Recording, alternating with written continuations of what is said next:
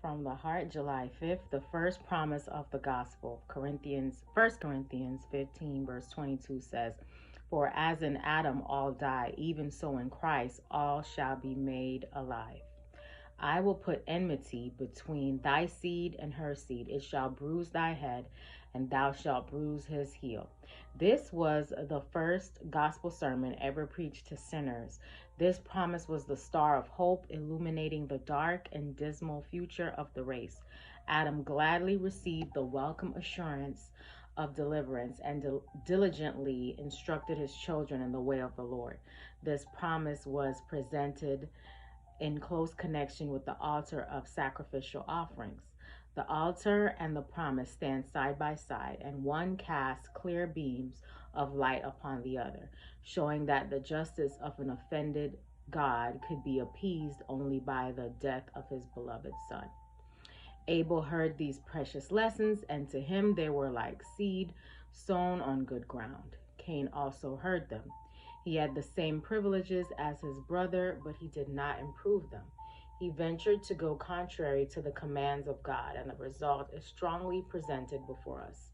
Cain was not the victim of an arbitrary purpose. One was not elected to be chosen of God and the other to be rejected. The whole matter rested upon doing or not doing as God had said.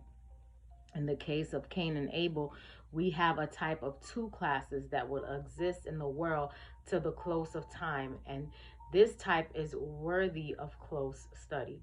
There is a marked difference in the characters of these two brothers, and the same difference is seen in the human family today. Cain represents those who carry out the principles and works of Satan by worshiping God in a way of their own choosing. Like the leader whom they follow, they are willing to render partial obedience but not entire submission to God.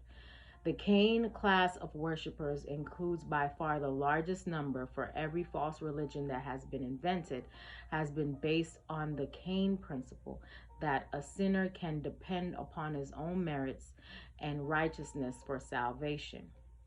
The religion of Christ is for men and women to accept with all its inconveniences.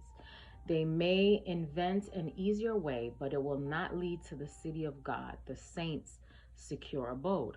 Only those who do his commandments will have the right to the tree of life and enter in through the gates into the city.